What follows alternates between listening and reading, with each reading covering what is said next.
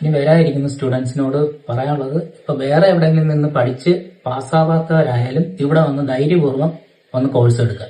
അത് എന്റെ ഗ്യാരണ്ടിയും കൂടാണ്. Hi, I'm doctor Vivek. ഞാൻ ഇപ്പോൾ സർട്ടിഫൈഡ് മെഡിക്കൽ കോഡറാണ്. First of all congratulations. Thank you. Okay, വേടിന് ഏറ്റവും കൂടുതൽ ആഗ്രഹിച്ച ഒന്നാണ് ഒരു മെഡിക്കൽ കോഡർ ആവുക, സർട്ടിഫൈഡ് മെഡിക്കൽ കോഡർ ആവുക എന്നുള്ളത്. ഈ മെഡിക്കൽ കോഡിംഗ് അക്കാദമി വന്നിട്ട് ഈ ഒരു ജേർണി എങ്ങനെ ഉണ്ടായിരുന്നു? വളരെ നല്ല എക്സ്പീരിയൻസ് ആയിരുന്നു. ഞാൻ വന്ന് ഒരു ക്രാഷ് കോഴ്സിനായിട്ടാണ് ഞാൻ ഇവിടെ വന്നത്. പക്ഷെ ഞാനിത് ഒരു ക്രാഷ് കോഴ്സിന്റെ രീതിയിലല്ല, ഒരു ഫുൾ കോഴ്സിന്റെ രീതിയിൽ തന്നെയാണ് ഇത് കംപ്ലീറ്റ് ആക്കിയത്. എസ്പെഷ്യലി ഇവിടുത്തെ ഗൈഡ് ലൈൻസ് വളരെ ഹെൽപ്ഫുൾ ആയിരുന്നു. അതുപോലെ അൽഫോൺസ മിസ്സിന്റെ റിവിഷൻ ക്ലാസ് അത് ഒരു വൃത്തിയാണ്.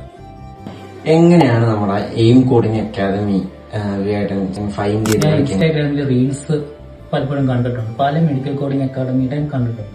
പക്ഷെ എനിക്കൊരു ജെനുവിനിറ്റി തോന്നുന്നത് എയിമിലേക്കാണ്. അങ്ങനെ മിസ് എനിക്ക് എല്ലാ ഉറപ്പും തന്നു, പാസ്സാക്കി തരാം എന്നുള്ളൊരു ഉറപ്പ് തന്നു.